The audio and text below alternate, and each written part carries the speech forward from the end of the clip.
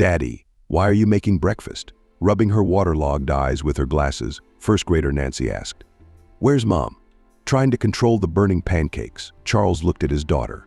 Small, skinny, and in pajamas, the girl sat on a stool and folded her arms on the customer green dining room table. It was like she was in a class at school. "Why didn't you even braid your pigtails for the night?" "Look at you, rags and hairpins tangled in your hair, trying to appear cheerful and cheerful," asked my father. However, the dark bags under the eyes and pale skin of the face spoke volumes. "Dad, where's Mom?" asked Nancy cautiously, not letting her teeth speak. "Yes, Mom will come, she will, don't worry." And, without distracting me from the clay under the city, began to nervous father. "I think we should add more flour," Nancy said. "Yeah, tried that, it doesn't work. Everything gathers in the pan with skates," complained the hapless cook. "Well, then add eggs," recommended the daughter. "They are out," shrugged Charles. Frustratedly waving a wooden spatula, he squeaked onto the plate a chunky pile with two different sides that should have been a pancake. Nancy poked at the pile squeamishly with her fork, hesitant to pick up a piece, and put it on the plate. "Goodness, I tried so hard," the father pleaded, on the steak. In the tines of the fork, a piece of suspiciously shaking substance. Nancy gingerly took a bite. "Daddy, didn't you put any sugar in it?" She stiffened. "I really forgot." Charles slapped himself on the forehead. He tasted the pancake too and threw it in the trash. Ew, but he had a lot of baking soda. "So what are we gonna do?" "You can't go to school hungry." "Nothing, Daddy. I'll eat a bun and tea and run," said the girl, trying not to upset her worried parent. Charles poured her tea with sugar, put butter on a piece of loaf. The schoolgirl quickly finished her breakfast and ran to get dressed. She pulled on her own tights, buttoned her dress, and packed her backpack. Done. Only she couldn't touch it. Grabbing her hairbrush, she ran to her father. "Dad, help me out." However, her father, who had never had to invent a little girl's pigtails, no matter how hard he tried, could do nothing. "Nancy, you and I are late for school. Why don't you go with a ponytail today? And tonight I'm practicing and I'm gonna learn to fly. You'll have the prettiest braids." "What do you mean you're practicing tonight? Isn't Mommy going to be home tonight and tomorrow?" Nancy's scared. "No, she'll be here. She'll be here for sure," Charles promised. But from his eyes, the girl realized he was deceiving her. Ludmilla, Nancy's mother, didn't come either that evening or the next day. Nor did they wait for her a week later and a month later. Molly disappeared into thin air. Charles never filed an APB. Why would he? He knew his wife wasn't missing. She just walked out on him and begged him not to bother her anymore. At first, Nancy looked out the window every day, waiting for her mother. She would cry before she went to bed. She couldn't fall asleep knowing that her mother wasn't there. Charles did everything so that the girl did not feel deprived at work, took leave at his own expense, took his daughter to the park, to a cafe, to the cinema, or just for walks. He read a lot to her. Mostly it was fun works to lift her spirits. Together they would draw something, make something out of paper or plasticine. It can't be said that all this was useless. Such entertainments really helped to distract the girl. But still, Charles noticed what a blow the mother's disappearance had dealt the child. Nancy lost weight, turned pale, became nervous, her appetite worsened, absent-mindedness appeared. Often the girl sat cuddled with her favorite toy and looked at one point. The only wish of the little girl was the return of her mother. Charles could not watch his child suffer. He called every relative and acquaintance he could. Finally, he got his wife's number. "Molly, stop fooling around. Nancy's going crazy without you. Come back, we'll live like you say, according to your rules. Just save the baby. You should see her, she's got no face on her," Charles begged. But all he got in response was a cold answer. "Deal with your daughter yourself. Put me in an orphanage, don't look for me again. I have a new life, and you will never be in it again."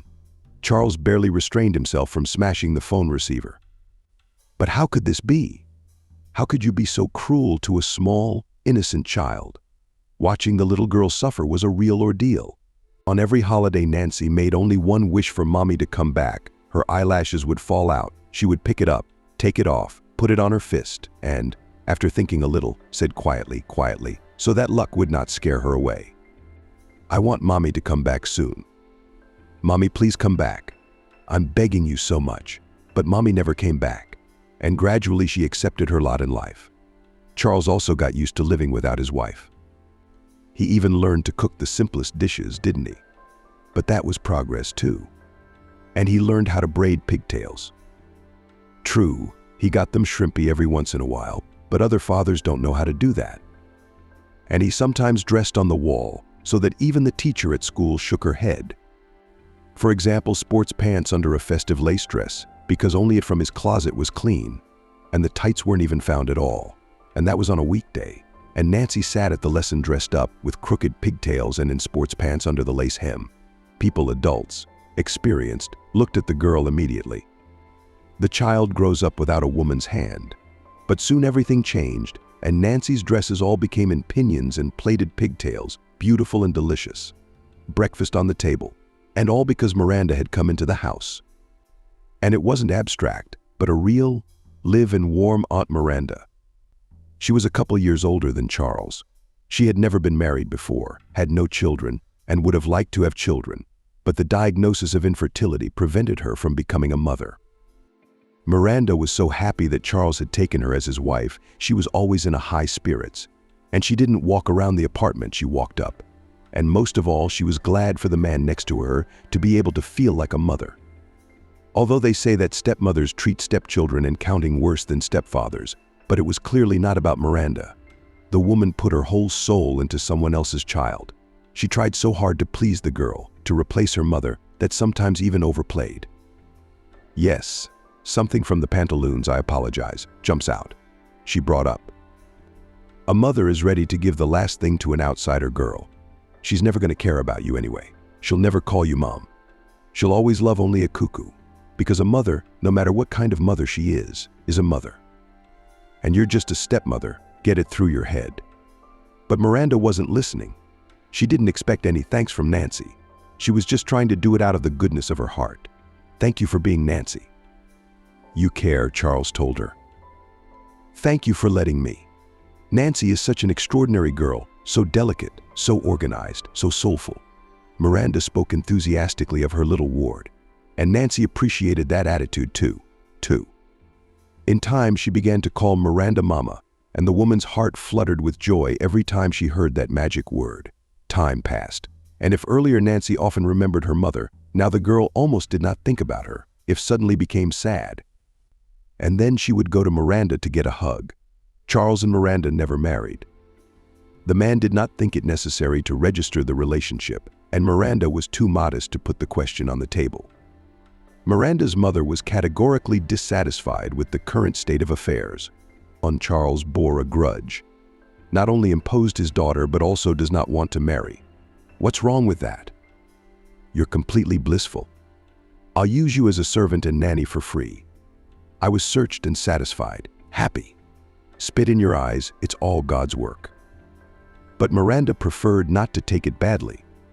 He won't get married. And no need to beg for a stamp in her passport, she won't. The main thing is that nothing prevents her from taking care of the wall. At first, the woman was afraid that the real mother would show up. She would have to leave this family forever. On the one hand, Miranda wished the girl to reunite with her birth mother, but on the other hand, she was terribly afraid of losing the girl to whom she had become attached.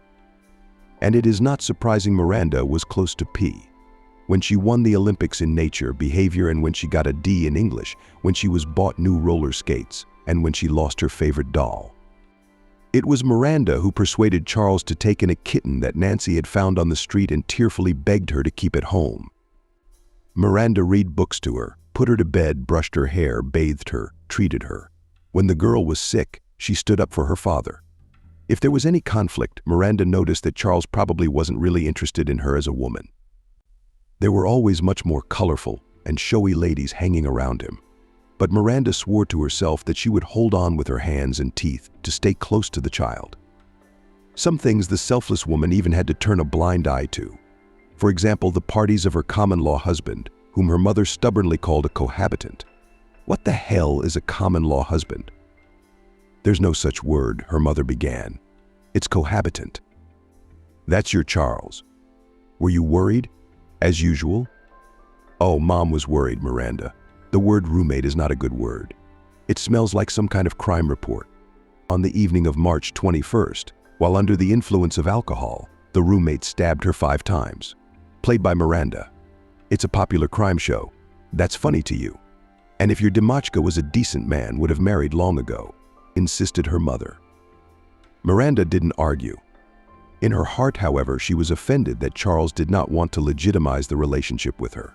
Indeed, several times, especially in government offices, she didn't know how to introduce herself. Who is she? Charles is on the wall, outlaw, mother, governess, servant. But time grinds any rough edges. Many years have passed, and Miranda has forgotten all about living in Charles's house on a bird's-eye basis. And even Nancy has all but forgotten that Miranda is not her real mother, so has become so attached to her. They lived a measured and friendly life, each doing his or her own thing. Miranda worked in a small firm, dealing with primary documentation. Charles ran his own small business, and Nancy had just started working at a language school. Everything seemed to be the same as everyone else, and life didn't seem to be changing. But one day Nancy had a handsome student, a young man named Mason, who wanted to improve his level. He needed English for work. He instantly took notice of the fragile, pretty teacher. By then, Nancy no longer wore pigtails. She had long brown hair that built across her shoulders, shining in elastic waves, large eyes, chiseled facial features, a thin neck and sharp shoulders. The girl was graceful, and her white, smooth skin made her look like a porcelain statue. Many students asked Nancy out, but she turned them all down, citing the rules of corporate ethics. But she couldn't resist Mason. Tall, statuesque young man with thick hair and clear eyes, he had a refined sense of humor, was gallant, witty. He grasped the material in class on the fly, which Nancy as a teacher was undoubtedly pleased with. Under the pressure of a persistent suitor, Nancy gave in, and the pair had an unusually pleasant date. The girl interacted with the young man as if she had known him for years. They both aspired to independence, to financial success, but were also focused on family. They both wanted to travel and develop themselves. But Nancy also really wanted children. And Mason said that in 5 years, not earlier, it was the only thing in which their opinions did not coincide. The young couple's romance developed rapidly, and soon Mason proposed to Nancy. The girl cried, partly showing Miranda the elegant wedding ring on her ring finger, looking at the sparkling rings. The woman was both happy for the 5 lizard men, but also worried at the same time. "Nancy, baby, you don't know him at all." "Oh, mommy, he's my soulmate. My soul understands me from half a word." Nancy spoke rapturously of the bridegroom. "If you're a grown-up girl, if you want to get married, we won't stop you. You told your father no. That's the first you know." Mommy smiled and pecked Miranda on the cheek. Miranda was taken aback that she would be the first to know of such an important decision. Charles took the news with restraint and said he definitely wanted to meet Mason. At first, they wanted to get together in a restaurant or cafe, but then they decided that it would be better to meet in a home environment. First of all, the groom has never been a guest. He has a separate apartment, and the lovers' dates often took place there. Secondly, their romance was so quickly spun that the young man simply did not have time to visit the bride. Miranda, bewildered, said, "A festive dinner, Mom. We have a wedding in a month." "Not now," laughed Nancy. "Nothing, Nancy. The bridegroom needs a good welcome to show that we've been waiting for him, you know. Men love a good meal, you bet." Mason, however, appreciated the efforts of his future mother-in-law. He went through all her dishes with appetite, and she carefully put some more on his plate. "Miranda, you're not forgetting about me." Charles jokingly reminded himself. "I'd be so jealous." "Oh, darling, I'm sorry." Such a handsome, interesting young man came over, and I listened and looked. "Mason, maybe you don't have a Caesar yet?" "No, Miranda." "Thank you." "I'm so fed it's hard to breathe. I'm usually a moderate eater, but you have such a sumptuous table, I can't help myself. It's unbelievable. Did you make all the food yourself?" "They're from a delivery restaurant?" No restaurants. They save money on everything. Sometimes you come to an expensive, respectable restaurant and you start eating and realize that the veal is second class and the dish costs so much that I will cook 4 portions for that money and it will be much better. So Mason from the gangway scaffolds with a wall smiled at the woman and gently covered the palm of her stepdaughter's hand. "Oh, tell me, what did the wife mostly you cooked?" "I only helped a little," embarrassed the girl, undeserved praise. "I can't cook like that, so I didn't count on such luxurious feasts at Arena's place in my family life. And I'll go to my mother-in-law's," said Mason, jokingly winking at Miranda. "No, then I'll be jealous for sure." Charles laughed and poured the rest of the red dish into glasses. The dinner party came to an end, and when the door closed behind Mason, Nancy turned to her stepmother. "Mom, but what do you think of him? He's a fine young man. At least that's the impression he gives." "Well, we'll see about that. My opinion is not interesting to you, daughter," jokingly indignant father. "Of course I'm interested, Daddy. Just first I wanted to know a woman's view." The girl smiled and gently hugged her father. "So tell me, Daddy, how do you like him, a nice young man?" "I won't say anything else yet. I think that the wedding can wait. But there's no use in forbidding you to get married. Isn't that right? Is that right? Do you understand, Papa? I want to be a lawful wife," not like Nancy lowered her eyes. Miranda realized it was about her, and she too lowered her eyes. For some reason, when it came to the fact that her relationship with Charles was not legal, she always felt guilty, as if it was her fault that the man didn't marry her. It's like he's chiding her for not valuing herself. Agrees to live on a bird's license. Another woman would have left a long time ago, or forced a man to marry her, and she tolerates it because apparently she's worthless. In short, Miranda had a whole bunch of complexes about it, but she did not express it aloud. She tolerated everything in silence. Charles made it clear to her that there would be no wedding, not even a simple marriage, because he was too seriously disappointed in his ex-wife, and at the same time in all the women of the world. First you get married, butterflies, flowers, and then life. Mutual hatred, divorce, hemorrhoids, and spoon cup sharing. No, he doesn't need all those problems. Now deceased. That's what Miranda used to say. He just doesn't want to marry you. You're not his woman. Somewhere there's a man who will take you as his wife and carry you in his arms, not use you as a cook. Who would want me barren? Miranda sobs. Yes, you do. There's a lid for every pot. The mother nodded confidently. You can take a child from the orphanage. But Miranda didn't believe her man was anywhere near. All she had to do was wait. She was sure that her man was far away, so far away that she would never meet him. That's why you have to be happy with what you have. Especially when given the opportunity to be a mother. A wonderful girl like Nancy. And the fact that she's never felt love from a man, that's a woman's bullshit. Some people don't need love at all. They live their lives in peace and don't worry their heads about anything stupid. Despite cohabiting with Charles, Miranda felt like a lonely woman, but she didn't complain about her fate. She went about her business. Nancy, of course, did not want to let go of marriage. It was a pity to part with her.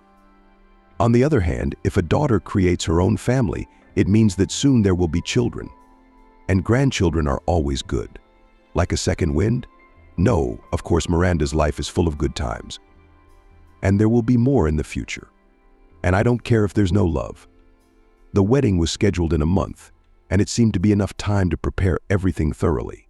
But in fact, it turned out that the allotted month was disastrously short. Nancy was nervous, fussing, choosing a dress, shoes. And Miranda and the groom's mother were dealing with organizational issues, thinking over the menu, the wedding program. It was to be a bright, unforgettable wedding. One day Nancy and her stepmother chose a master who would make the bride wedding makeup. Looking for decided in social networks. They looked at photos and reviews, and suddenly Nancy ahed and froze, clasping her hands to her chest. What's Nancy? Miranda was terrified. That's my mom flying over. Miranda's girl had been plowing the case all morning. Glancing at the screen, she saw a beautiful woman with bright makeup and high hair. Bright blonde, very well groomed, though it was obvious that she was not young. Under the photo, the master commented. Molly, the beautiful Molly, was my guest today. We did evening makeup and hairstyle. Molly was satisfied and promised to come again. Miranda bit her lip looking at this gorgeous lady. She had seen pictures of this woman once before when she was looking through the family album. Molly was in the photo with her daughter. The rest of the pictures had been destroyed or hidden by Charles. Yeah, it was her. Same big eyes, sassy, look honed, nose like a doll's. Miranda was vastly inferior in comparison. Nancy sat for shame in front of the screen, then hurriedly saved the photo as if it were about to disappear. Miranda did not comment on her stepdaughter's actions in any way. She simply remained standing nearby, while the girl frantically flipped through the page of photos, trying to find her mother's face among the clients. Maybe she had come to this salon before. Maybe there was a link to her page somewhere, but she couldn't find anything. Charles didn't like to mention Molly. At first, when Nancy was little. He never spoke ill of his mother, but when she grew up, he admitted that he hated Molly for leaving him so treacherously. One day, Nancy asked her daddy, "Daddy, why don't we try to find Mommy? What would be the point?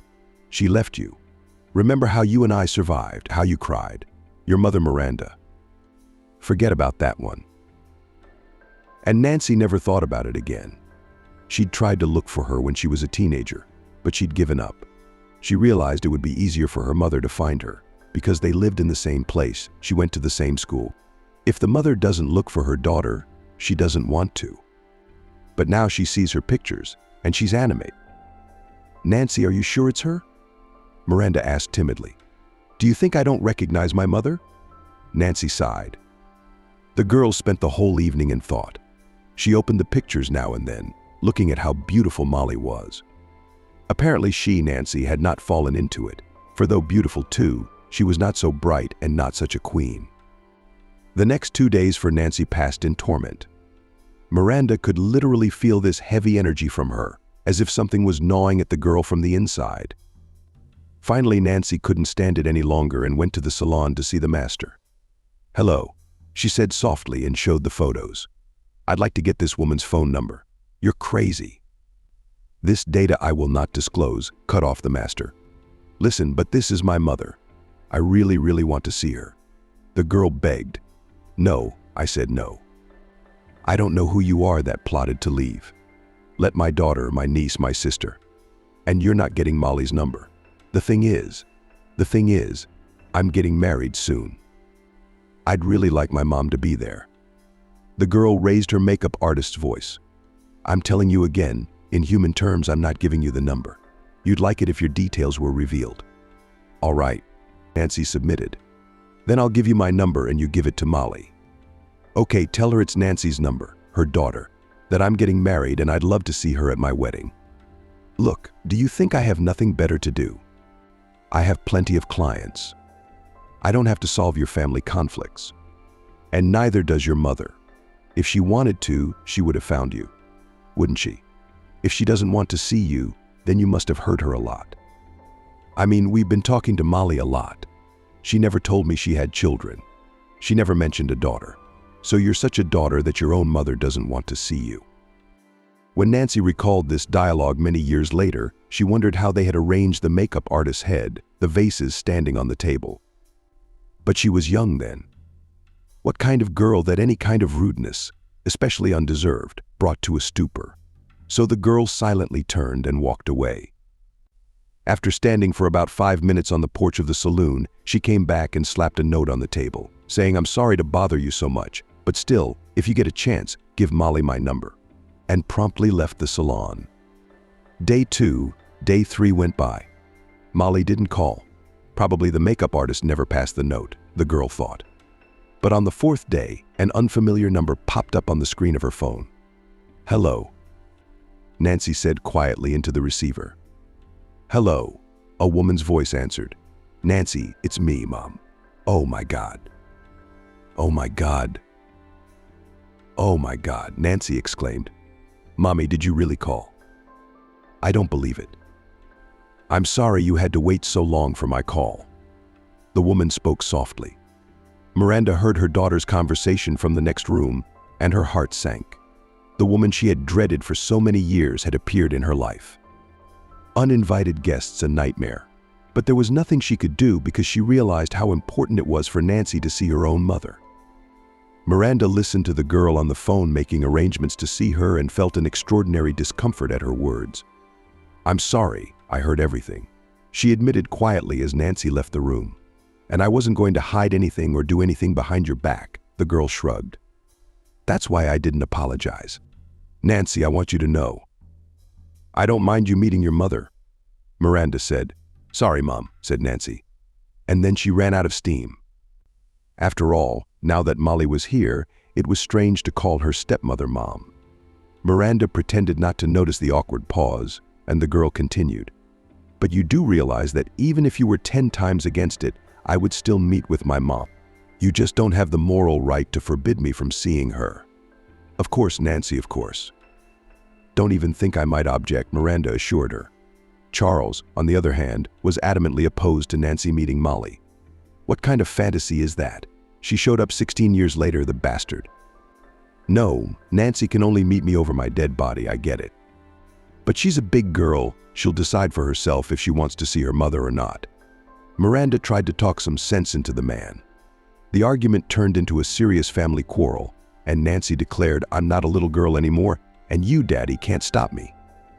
If I choose to meet my mom, I'm going to meet her, she said firmly. Except it just so happened that Molly lived in a small picturesque village 50 kilometers from the city. It was cheaper and closer to nature, she explained. The woman did not work and lived on her late husband's money. In the city, visited for shopping, to go to a restaurant, to have fun, or to make a haircut. Well, she preferred to live in the middle of nowhere and move at the first call of her daughter. She could not or did not want to. Before the wedding was just days away, and mother and daughter never met. But on the day of the wedding, Molly gifted those gathered with her presence. She appeared at the wedding suddenly dressed up, chic hairstyle, and bright makeup. She gave her daughter a picture hug and a kiss, then kissed the groom and said, "Take care of her, I'm giving her to you, the most precious one." Miranda almost choked with such insolence and hypocrisy. After so many years, she says she is giving away her most precious thing. Why didn't you raise this jewel? Nancy was confused, not knowing what to say. She was glad to see her mother, but at the same time she had so many questions for her that she didn't know where to begin. Then Molly said, "We'll talk to you about everything, honey. We'll discuss everything." But Molly looked askew, and with a certain amount of contempt. Miranda felt it. Indeed, next to this firebird she looked modest. And she was getting blurry with age. And Molly clearly did not give herself slack, watching herself diets, gyms. So what Miranda did is her own fault. She's never even had a baby, and she looks like she's got 3 at least. And this one's going to be like a girl.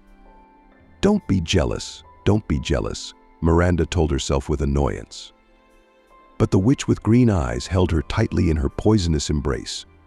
And it was hard not to envy, because all the attention not only of the family, but also of all the guests was fixed on this bright woman. Even Charles, who had never said a good word about Molly before, was constantly looking at her, first furtively, and when he drank, he prayed openly. And Molly herself acted like the queen of the party. She often had a microphone in her hands, and she was always pushing some speech, congratulating the young people or making toasts. When the music started playing and everyone started dancing, Molly was the star here and danced as if no one could see her. But admittedly, she did it well. True, it would have been possible to limit herself to less seductive movements, to be more modest at her daughter's wedding. But the guests decided not to hold back and had a lot of fun. She attracted attention, and no longer the bride was the protagonist. She, from the daughter of the groom's mum, did not distract the groom's daughter, savored on the cheek of one or the other, that something whispered in their ears, led by the hand to chat then one, then the other. Miranda had no opportunity to approach Nancy.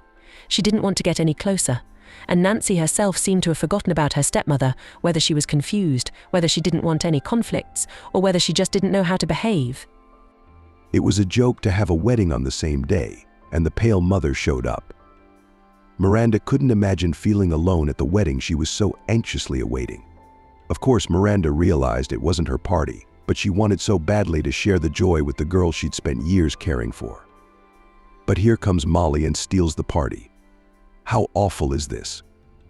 Miranda tried her best to keep a straight face so that Nancy would in no way notice her stepmother's lack of attention. Let the girl have fun, and this day would be a bright memory for her, not marred by someone else's empty resentments.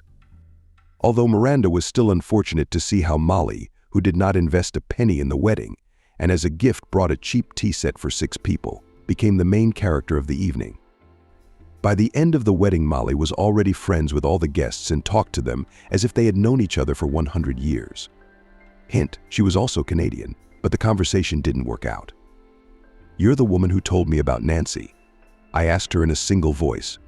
"I don't know who exactly my daughter told you about." Miranda replied coldly, No, you misunderstand me. I wasn't talking to your daughter, I was talking to my daughter, Nancy." "And your daughter?" "I don't know, is she here?" Molly asked with an innocent smile. Miranda said nothing, silently taking a sip from her glass. "Well, Miranda, I am very grateful to you for taking care of us all these years, Walls and my husband," sweetly sang Molly. "What do you mean, your husband?" Miranda didn't understand. "What do you mean?" "I left my family for a while, but now I'm back and you can have no more births, rest. I can imagine how hard it was all those years doing laundry, cleaning, caring, nursing. Now you don't have to do those chores. It's nice, isn't it?" "No, it's not great." "You're confused, Molly. I'm not a servant. I'm a wife. Charles didn't tell me he got married." Shrug. "A guest." Miranda had nothing to object. The roommate was worried. She remembered the diagnosis her late mother had given her. Standing up abruptly from the table, Miranda went to the restroom. How unpleasant to hear all this, and no one to stand up for her. It felt like the people closest to her were really using her. When they don't have to, they don't want to apologize. Don't get worked up. Don't get worked up. Miranda urged herself. But convincing herself to calm down was an impossible task. Finally, the wedding was over. The newlyweds went to the hotel, where a suite was reserved for them. Of course, it was possible to go straight to Mason's house, where the wall stuff had already been moved. But one wanted to prolong the romance and celebration. The newlyweds refused to fly to where they both wanted to go on their wedding trip. Now it was not at all touristy weather, and they did not want to go to another place. It was decided to wait a little longer and enjoy the trip to the fullest. Nancy had no idea that she would have more colorful adventures at home than on the trip. After the event, Miranda waited for her husband Charles, who promised to bring a cab. But when the car pulled up to the building, Miranda's jaw dropped. Sitting nonchalantly in the cabin was Molly. Charles, who had settled into the front seat, tapped the window, attracting the attention of his common-law wife, and waved. The woman gingerly opened the car door and timidly took a seat next to the beautiful Molly. She looked at Nancy's birth mother obliquely, as if the woman was the mistress of everything Miranda had now. And now she had come to claim hers. "I'm not disenfranchised. I've done a lot for this family. I haven't stolen anything from anyone. Nancy loves me, he loves me." It was like a mantra the Miranda woman was saying to herself. "Molly's having a nice sleepover tonight. She was in such a hurry to get to the wedding that she didn't have time to book a hotel and she can't find anything. It's all booked up. But I guess there are hostels." Miranda spoke calmly. "Hostels? Have you seen the crowd there, Miranda?" "Oh no." Charles would not allow his wife to be endangered by sleeping with anyone suspicious.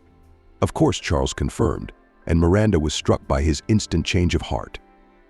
Not so long ago, he'd been extremely nasty to Molly, and now he was worried that she wouldn't have to spend the night in a hostel. Pressing her lips together, Miranda tolerated her husband's behavior. She drove the whole way in silence, trying to ignore Molly's comments. "Oh, it's been a long time since I've been down this street. When was this building built? Wow." Molly really felt like she was coming home. And the closer they got to the house she had lived in for many years, the more excited she became. So worriedly, she spoke. "It's been a long time since I've been here, very nervous. Am I really going to walk into my apartment now?" "Well, Molly, some things have changed. We've been wallpapering, for example. We had the bathroom remodeled, but we kept the furniture. Remember how much you hated that bulky furniture we got from Grandma? And now it's considered Stalinist Empire or Triumph style. You know, the Americans came to visit my wall. They admired the furniture, and the crystal was a delight. And you hated those cabinets, remember?" "Oh my God, Charles. Yeah, I was a girl. What did I waste in those closets of yours?" "Yeah, and the trend is to renovate. And I wanted glossy kitchens too. I know you've got a cartload of stuff on me, but it's all in the past now. I'm completely different now. Miranda, as if listening to the conversation of old friends, and could not believe her ears. What on earth is this? Did they forget she was here? How should she react to this? Make a sarcastic scandal. It was a shame she couldn't be sarcastic. Miranda was generally a kind, non-confrontational person. She never got into trouble and tried to get out of unpleasant situations as quickly as possible. So now she was confused and didn't know how to proceed. Charles put his arm out so that his ex-wife could take him under her elbow. The dressed woman, smiling broadly and swaying slightly from the drink, walked forward, looking at the familiar entryway. They've renovated it. They've put up new mailboxes, she said. We have a new elevator too, the man boasted, as if it was his own merit. How nice. Do you remember what the elevator was like? How you used to shake in it? Do you remember how we got stuck in the elevator once? Molly asked playfully. What are you?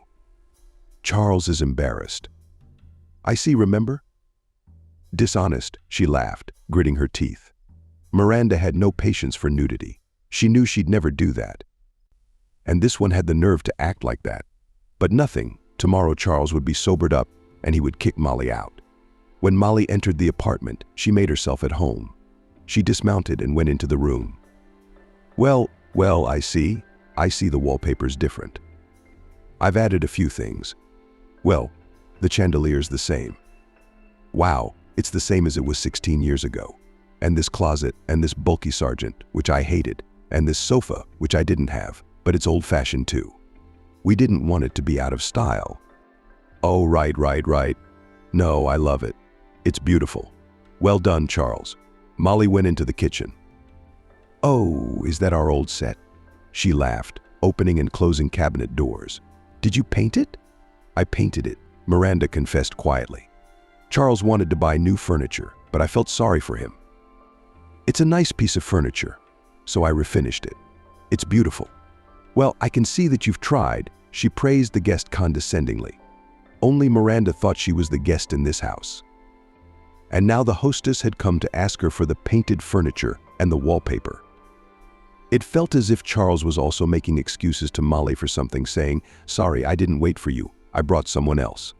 Molly unceremoniously walked around her ex-husband's apartment.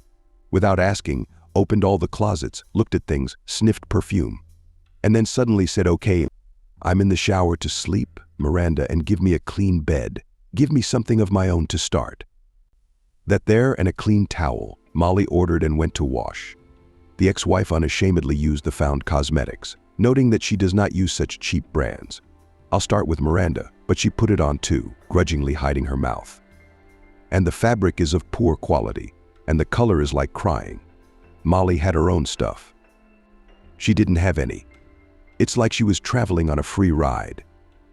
That surprised Miranda. What did this woman expect? Miranda gave her new acquaintance a leg up on her brother, who now and then slipped off her guest's shoulders, then playfully adjusted them and glanced at Charles. Are you good? She smiled and affectionately fixed his gray hair. There was a bang on his forehead, his cheeks, a limit, wrinkles, but still quite an eagle. Let's go and have some more wine with you. The old one's gone. We'll celebrate our daughter's wedding. Miranda also went to shower, put on a nightgown and a robe on top. And entering the kitchen, she saw Molly sitting on a stool with her leg tucked under her. Her leg was pulled down from her shoulder so that it was barely holding onto her ear and was about to fly off, exposing her breasts. Miranda couldn't boast of such a luscious bust, and Charles was almost diving into his ex-wife's cleavage. Miranda, we're going to sit here for a while, and you go to bed, the man said, without inviting his common-law wife to the table. Molly looked victoriously at the defeated rival, and the latter went to the bedroom. She had imagined many times how she would return home after Nancy's wedding, what their empty apartment would be like. How would she and Charles communicate when there was no daughter, the only thing that bound them together? How will their lives change? Miranda will go to her job, Charles to his, and in the evening they'll meet for dinner and talk about something. They'll talk about the weather, the news. And then what? They have no plans together, no common interests. They each lived their own lives. Miranda was afraid to imagine life without Nancy, but still she could not think that the ghost of the past would burst into her house and destroy everything she had built for so long. For a day she felt that Charles would not throw Molly out in the morning, and she would not leave. It was so unreal that Miranda quietly tapped herself on the forehead several times to dislodge the intrusive thoughts. But that was impossible, for from the kitchen came Bethany's cheerful Molly Shield and Charles's husky, conciliatory voice. Miranda did not fall asleep until near morning. She was so washed up mentally that she didn't wake up until close to 11. The woman opened her eyes for a few seconds, as if she were in a past life. Here now she would go and make breakfast for Nancy, as she was always late for work and was going to run hungry. But Miranda won't let her go without breakfast. She will also have time to iron her skirt while the girl puts on makeup. But the haze dissipated, and Miranda felt a slap from reality. Getting out of bed, she threw on a robe and with slippers and went to the kitchen, from where came the delicious smell of coffee and fried fungus. "Hush, are you eating charcot?" Charles walked in on her, pointing at Miranda and the flip-flops. "I didn't mean to," said Miranda. The man frowned. Silently he shook his head and set out a cup of coffee and red fish and cream cheese sandwiches on a tray, on crusty bread behind Semine on the wall of the room. That's where, as it turned out, Molly was spending the night. "Oh, what a pleasant surprise for me," came the languid voice of Firebird from the room. Miranda felt a twinge of impudence, and Charles had never had breakfast in bed before. What should she do now? Make a scene? She'd never once quarreled with Charles in all the years they'd been together. There were arguments, of course, and cheating on his part, but she put up with it. A husband goes out and comes back with a bouquet. And then as Silk walks, realizes that there is nothing better than a native home and found care. But what to do in this situation? Miranda didn't know how to react. To throw Molly out. But it's not her apartment to decide who stays here and who gets kicked out. She's not even registered here, and the man she's living with isn't her legal husband. Now you're getting to Miranda. What's your mom's point? Were you worried, Charles? Did you want to live with him? If he wanted to, he kicked you out, put someone else in, and your concern for his daughter won't matter. He won't remember you with gratitude. On the contrary, you'll owe him one. Nevertheless, Miranda decided to take it easy and just send her away. To get some fresh air. She walked around the city, had lunch in cafes, then went to museums. She walked like that until the evening. But she wasn't in a hurry to go home. I went to a friend's house, and her cell phone rang in her bag. "Hello, Miranda. Are you coming home soon?" Charles asked in a strange voice. "Have you been drinking again?" Today was the second day of the wedding, but they were celebrating in their own way. Only with their friends they went somewhere to the amusement center. Apparently Charles is celebrating his daughter's wedding to his ex-wife. "I'm at a friend's house. I'm not planning on going home yet. I'll be home later, but how long? My husband wouldn't stop. What do you need?" "All right, I'll be there in about 3 hours, not sooner." "Okay," rejoiced the man and disconnected from the call. It's clear. They're afraid I'm interrupting their frolic. Miranda thought with annoyance, and then she decided no way. Not with her. He hates her.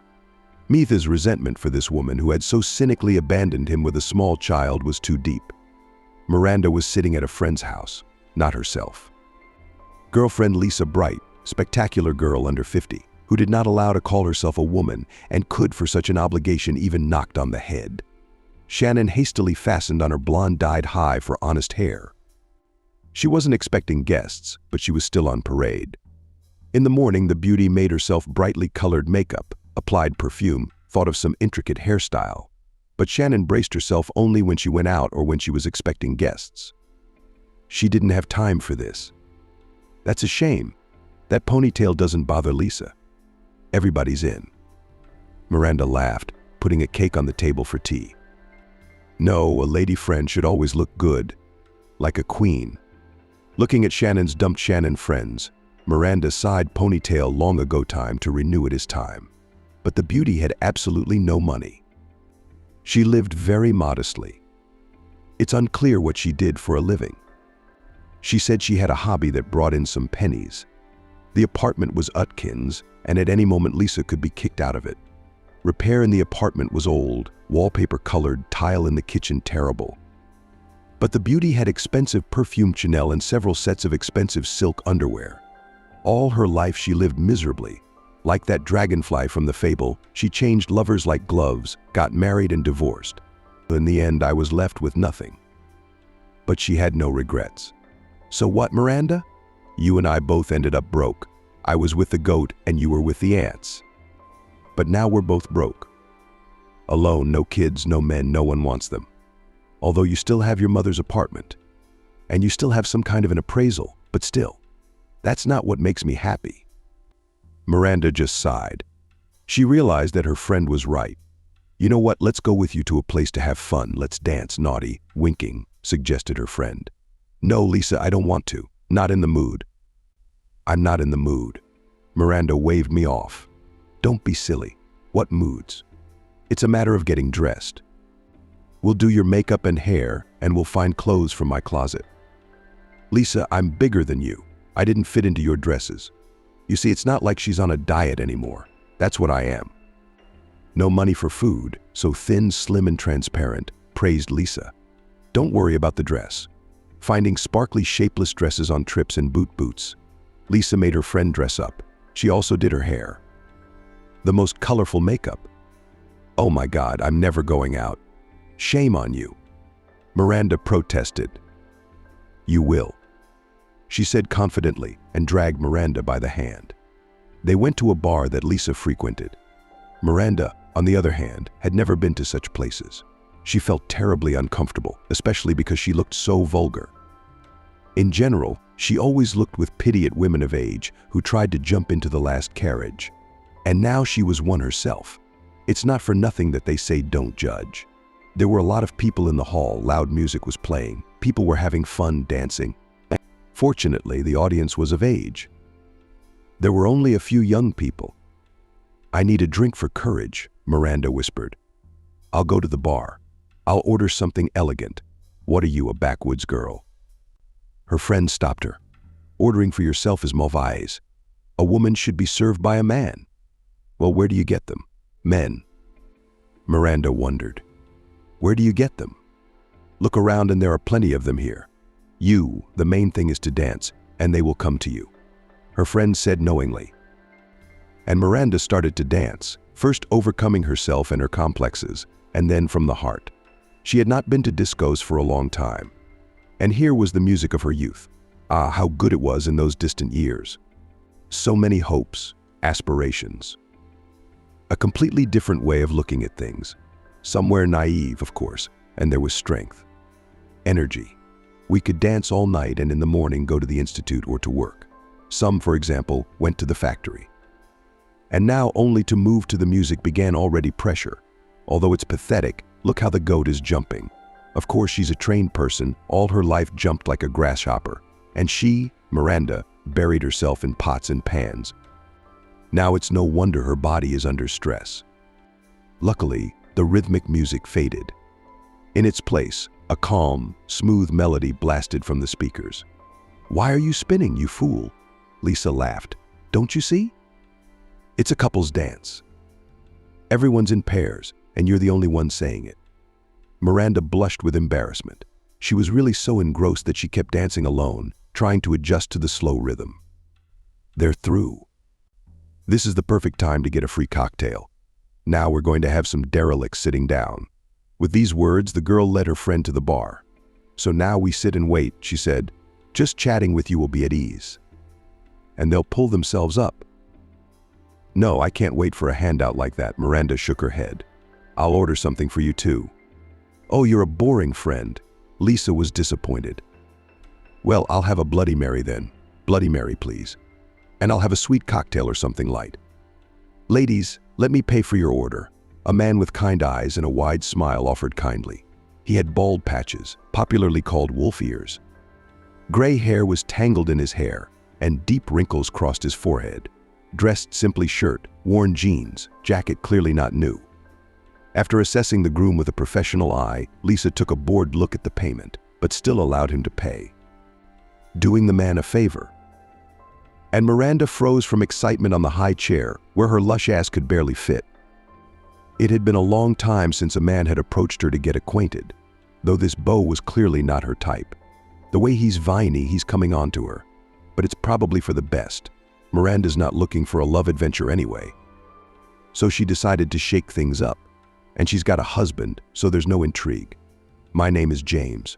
The man smiled. Lisa reluctantly told him her name. Miranda, on the other hand, was more welcoming. Not because she was flirting, but because she was polite and didn't want to embarrass anyone.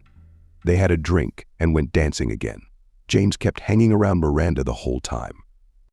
And as soon as the quiet melody sounded again, he invited her to a slow dance. "I'll steal her away from you," Lisa said with a smile, taking Miranda's hand. "Let's go to the ladies' room to powder her nose." "Of course," nodded the man. "I'll be waiting for your return, Miranda." As soon as they entered the restroom, Lisa pounced on her companion. "What are you doing, Miranda?" "I'm picking up scum. There are so many men around, and you fall for some working man?" "I didn't fall for anyone. He's just a nice man, a good man. And anyway, I'm not free and I'm not going to flirt with anyone." "Oh, you're hopeless," Lisa waved her hand. "You can't find a young lover to be happy with. Not a man, but good for life. Do you need to go to a convent with that attitude?" "Okay, let's go to the gym."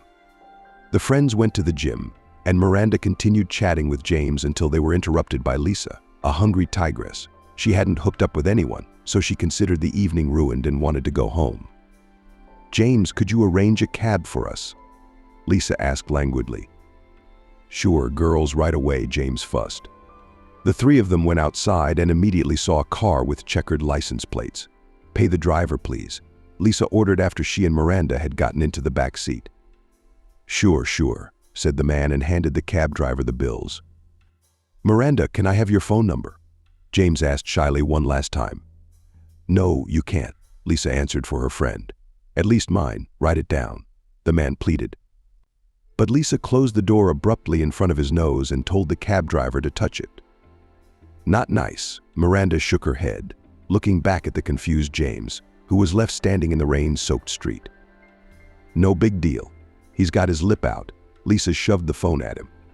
Miranda herself quickly put James out of her mind. Now she was interested in another question. When she returned to her apartment at night, would she find Molly there, or had she scattered, as it should be, as a ghost? But not so. Miranda was greeted at home by an indignant Charles and an arrogant Molly, who stood leaning against the door jamb and crossing her arms over her chest. She was wearing slippers and her own robe. She showed up, Charles shouted angrily.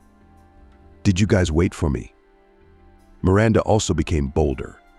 "I think you two are having a wonderful time," Molly said judgmentally. "Demachka, look at her."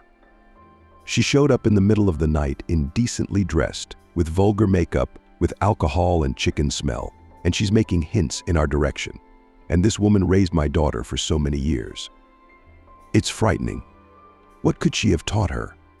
"I taught her to be an honest person and not to leave her loved ones in distress," Miranda said. "You weren't even around. Stop that right now." Charles was outraged. "Molly had circumstances, but your behavior has yet to be discussed." "We'll discuss it tomorrow," Miranda said, and went to wash up. Tonight had been interesting, colorful, though strange. And Miranda was horrified to realize that in her life such bright moments could be counted on a few fingers. All her interests revolved around Nancy and Charles. Nothing of her own. Molly and Charles were talking in the kitchen again late into the night, but Miranda closed the door so she wouldn't hear them talking. She knew her husband wouldn't be coming over for a sleepover, just like he hadn't last night. And she didn't care, at least not tonight. In the morning, she noticed that the ex-spouses were going somewhere. "We're going to Nancy's," the man reluctantly announced. "Oh, so I'm going with you," Miranda said. "No, we'll go there together as parents, you know." The girl hadn't seen her own mother for so long. They have something to say to each other. They need a hug. "And then you'll visit separately." "Is that a deal? Separately without you?" Miranda grinned. "I didn't say without me." "Why are you hanging on to words?" Charles replied irritably. They left. Miranda was alone with herself, and her thoughts about life turned upside down. She had to think about what to do. And while she was leisurely drinking another cup of coffee, a real drama was unfolding in Nancy and Mason's apartment. Molly was on her knees in front of her daughter, begging for forgiveness for all the years of separation. "Mommy, please get up." Sobbing, begged her daughter. "We have already discussed everything on the phone and at the wedding.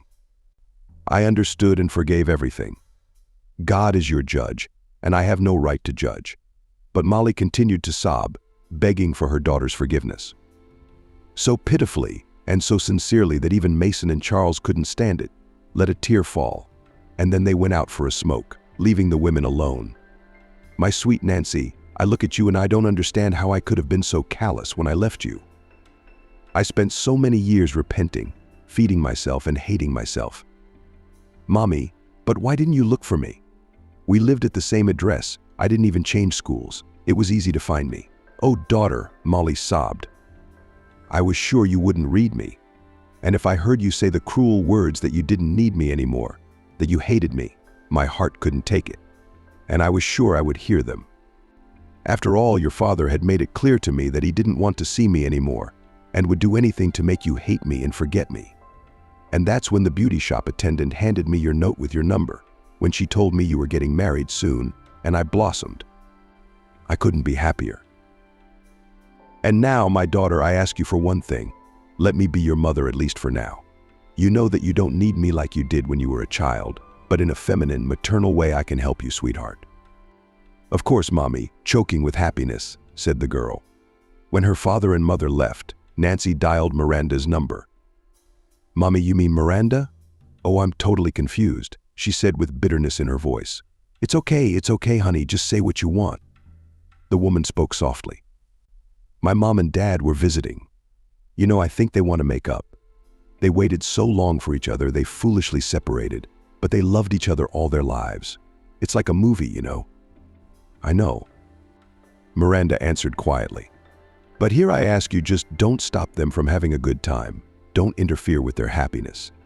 I love you very much, you raised me. But it's still my mom and dad. I'm sorry." "I'm not mad, honey," Miranda assured her. "What's more, my things are no longer in your father's apartment. I'm out. And then I left the way I left. My dad hasn't told me anything. He doesn't know yet. I packed up and left today," Miranda explained. "Where did you go?" Concerned asked the girl to her mother's apartment. "It's a good thing the tenants didn't give up anything." "Don't worry about me, I'm an aunt. Adults will not be lost. But this is also a native. Worry about your happiness. I love you, my daughter, and I love you."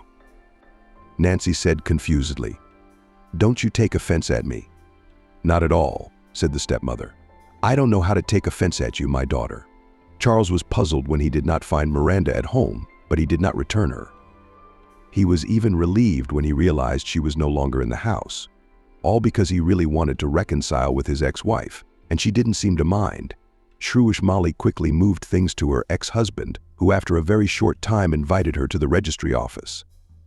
Having learned about it, Miranda bought first 1 bottle of wine, but then changed her mind and took 3, and she went to Angie's. There she cried, dropping her head on her shoulder and wiping her tears with a lush Lisa Chanson. "I've lived with him for so many years. He didn't marry me.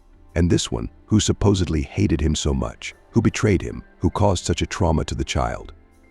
He dragged her to the registry office. She didn't make it. It's okay, my friend. And on our street we'll turn over a truck with good men," calmed her friend. "I won't have anything." Miranda waved her hand. "Not a child, not a kitten, and you won't see the gear once in a while. She is always at work, or with her husband, or with her parents. And who am I? I'm nobody. There's no time for me. But it's okay, friend. It's a shame, of course, but you have to let the kids go. Don't take it out on Nancy. She's young, she's stupid. You never know how life will turn out. She'll come running to you for comfort. It's not like she disowned you. She calls me and asks me how you're doing. She gave you a gorgeous tablecloth for New Year's Eve. She just loves her mother. There's Gina's mother. Get on with your life. She's Nancy, and she's got a lot on her plate. Let her digest the hard stuff. Lisa's daughter thinks about her all the time, big-nose Miranda. And he betrayed her. Oh, your boyfriend, shouted the blonde. He never loved you, just used you for labor. You're a nanny and a governess and a cook and a laundress for him. That's what my mother used to say, the woman sighed. You should have listened to your mother, Lisa turned. In general, find yourself a man and don't be stupid. Don't you want to hook up with a single guy with a tummy? You know, they're the best lovers. You can walk away from them. Do they give you gifts? They don't ask you for anything. They don't want to make brain contact. Do they have a wife for that? No, never a wife. It's taboo to muzzle the lips. Miranda, it's a bad idea. Like they say, you can't taste it, you can't feel it. Is that what they say? Yes, it does. Anyway, don't mess with yourself or the man on my wall, and you start living. And finally, I'm about to turn 50. This is not yet lived like a man, said Lisa confidently. Who needs me so fat and old? Miranda sighed. Stop it. Bury yourself before the time on people like us, young ones, because we know how to love, and not like these young girls only look at the purse. And they can't give anything in return, neither women's souls nor their bodies. They don't have the energy that a man needs, you know. Who knows what these men need? Miranda sighed. They complained to each other a little more about women's plight. And Miranda, having received moral support from her friend, went home to the apartment where she spent her childhood. The same one where her mother had scolded her daughter for trading her life so cheaply. Perhaps, mother, you were right. Miranda sighed heavily, turning to the emptiness of the dark apartment. As time went on, life gradually improved. Charles and Molly lived quite well. So much so that they even had a son in their old age. They named him the Fancy Mark. But parents, you let them have a baby in their old age. Nancy marveled, rocking in her arms a little brother, with whom she was a quarter of a century apart. Oh, Nancy, and don't tell me it's so hard to bear a child at such a ripe age. They took me for a grandfather at the hospital. Charles laughed. Well, that's not surprising. I'm older, Molly. Nancy looked at her brother and, on the one hand, was happy. On the other hand, she was sad because she had not yet experienced the joy of motherhood. She was ready for a child, but Mason had said it was not yet time to procreate. Nancy sincerely did not understand it, because they have everything in a good apartment and a car. Her husband has a stable job, and she is in maternity leave. She can work as a translator. But Mason was not satisfied with these arguments. But with his nephew Mark, who was not even related to him by blood, the young man spent time with great pleasure and rocked him, and even changed diapers and fed him with formula. One day Nancy's cycle went off. There was a delay. Mason ran to get a pregnancy test, and, while his wife was in the bathroom, yelled to her through the door that if it showed 2 stripes, abortion immediately. Not an option. Fortunately, there was only 1 stripe. Nancy decided she wasn't going to push it. Her husband doesn't want kids, she doesn't need them, she's young enough to mature. And she has time, she can wait. In the West, at 35, they're just thinking about motherhood. So now you have to live, just live for yourself, enjoy yourself, fill yourself up. But that sounded good in theory. In reality, Nancy was always feeling sad and empty. She went to exhibitions, did not miss significant events in the city, attended meetings of movie buffs, literary evenings. And everyone said, "Oh, Nancy, you're so versatile, so active." But the reason was only because the girl tried to fill her emptiness in every possible way. But not only that tormented the young wife. Mason was behaving strangely, staying late at work, finding various excuses not to accompany his wife to the event. Is there someone else out there? No way. I mean, we've only been married for a short time. We haven't gotten sick of each other yet. One day, Nancy came home alone early. Her classes had all failed to show up for class, as if they'd conspired and all texted just before class. Someone was stuck in the elevator, someone's cat was in labor, someone's kid was sick. Nancy had to drive home. Quietly entering the apartment, she found a woman's shoes in the hallway, guessing that they were their guests. The girl peeked into the kitchen, but no one was there, nor in the living room. Dreadful conjectures swept over Nancy. With a sinking heart, she proceeded to the bedroom. The two, without a hint of any clothes, were frolicking so self-consciously that she did not even notice that one of the participants in the lovemaking was her husband. But the other Nancy, from excitement, did not know at once.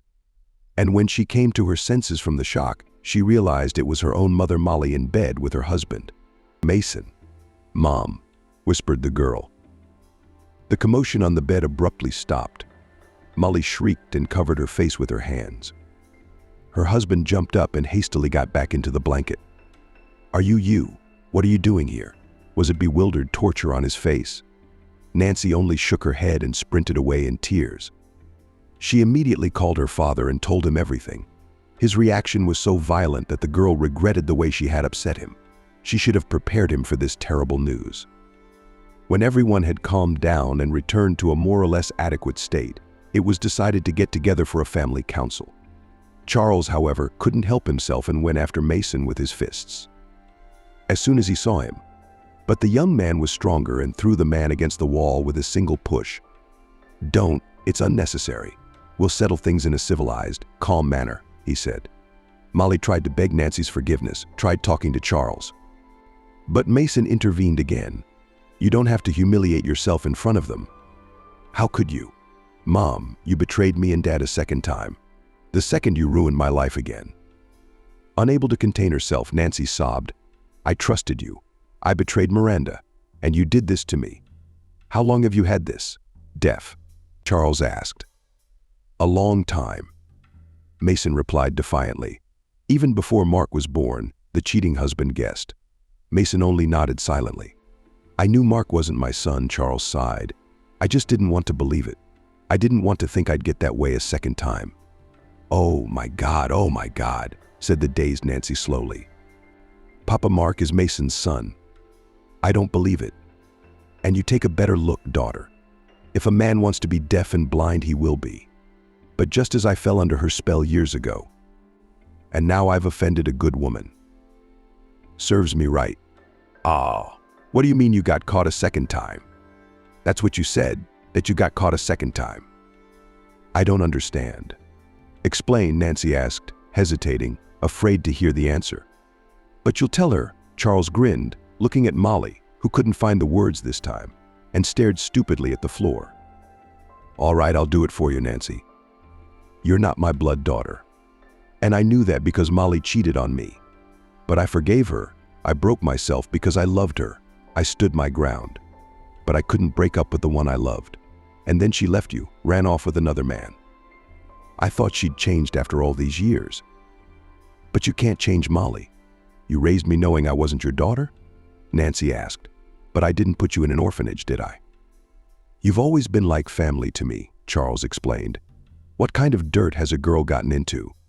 My father Mason, you yelled at me so much, afraid, over the summer was against children, and she made a child unsatisfied."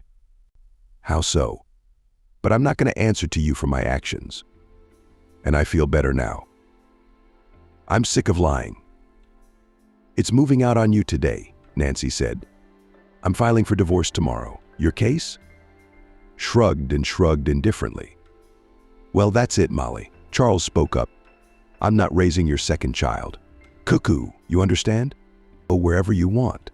And Molly left with Mark, gone to Mason's, and Nancy returned to her father's house. With trembling fingers, she dialed Miranda's number. "Hello, Mom?" She spoke quietly into the receiver. "We're quieter than water," the woman answered. "It's been a long time." "It's not good, Mom," Nancy said in a huge voice. "What's wrong?" Miranda asked worriedly. "I broke up with Mason. I'm really sick.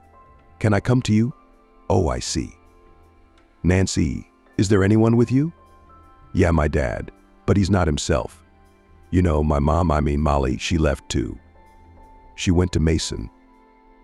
"Aha. It's like Santa Barbara in there," Miranda gasped. "Yes, Mommy. Let's get together," begged Nancy. "Okay, Zipper. Look, I have an important meeting right now. I can't cancel it. I'll come straight to you afterwards. If you're not feeling well, I can give you the number of a psychologist I know. She's a very good woman who helps with crisis situations. To be honest, I was hoping we could meet now." Nancy flew by. "Honey, you're a strong, mature girl.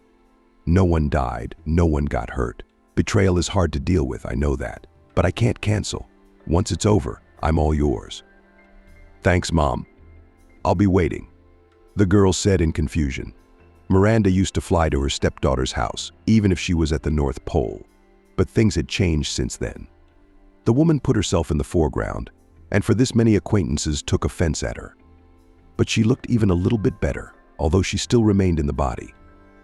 But now she did not call herself fat, but said that she was nice, puffed up, successfully selected clothes and fidgeted near the mirror, admiring herself. One day Miranda bought a new curtain rod that she couldn't hang by herself. And then she remembered that she had once opened a number from a paper advertisement that offered a husband for an hour. The lonely woman called the number. And what was her surprise when James came to her, the very one with whom she had discoed. James was pleased too, and an unexpected meeting. After he hung up the ledge, Miranda gave him tea and apologized heartily for behaving impolitely towards him in the club. They got to talking. James said he worked in a factory. However, now his rate has been significantly reduced, and now he is in Colima. He has enough money. He has enough money. His wife is divorced. They waited until the kids were grown and split up. They separated peacefully, without quarrels. Now they communicate like old friends. Ex-wife married a historian, smartest man in the world according to James, but no hands. So I sometimes visit them at my wife's request to do minor repairs. Why should I quarrel with them? Not at all. On the contrary, I'm glad my wife is well settled. He's a good, reliable, loving man. And if the faucet leaks, I'll help. Isn't that a pity? Miranda listened and marveled at the nobility of this laborer, as Lisa dubbed him. A man and a woman began to meet. An affair began. Miranda had never felt so happy before.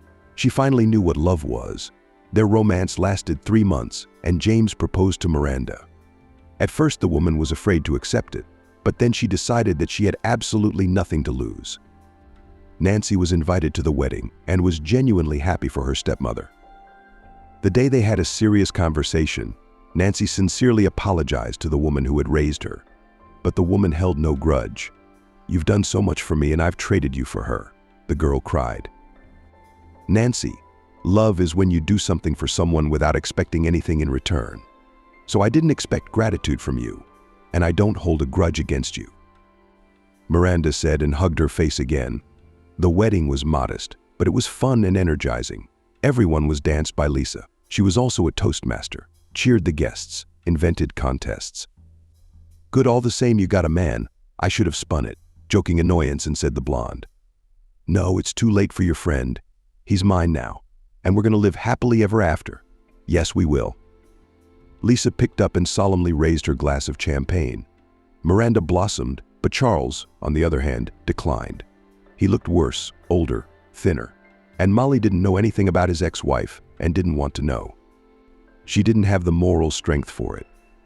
She only knew that she had moved with her son to Mason, and his parents for a long time could not accept it the great-age daughter-in-law, who even yesterday was their matchmaker, and now turned out to be not only with fuck, but also the mother of their grandson, which they did not suspect. Nancy didn't know anything about the mother either and didn't want to know. As soon as she remembered her, immediately the unseemly picture of infidelity appeared in front of her eyes. It was disgusting. One day Miranda, Nancy, and were walking in the park and saw 3 familiar figures. A man in his 50s, a well-groomed woman, and a cute little baby with them. Those are Mason's parents and Mark is with them. Nancy recognized them. "Well, go say hello," Miranda suggested. Nancy approached timidly. Mark didn't recognize her, but reached for the girl anyway. "Nancy." The former in-laws cheered. "Haven't seen you in a while. How are you?" "Hello." Nancy smiled. "I'm fine. How are you doing?" "I see." "Out for a walk with my grandson." "Oh, that's the kind of songs we go out to." The ex-mother-in-law lowered her eyes. "What is it?" Sincerely surprised Nancy, taking the child in her arms. "Yes," sighed the man. "Mason has gone to the capital. There he has, you see, prospects." Alyanka disappeared in an unknown direction. The cuckoo had abandoned the child. At these words, Nancy acquired a shiver. "Drop the baby." "Nothing again, little ones. But I won't leave you. Never will," she said in Mark's ear and pressed her cheek gently against his chubby cheeks.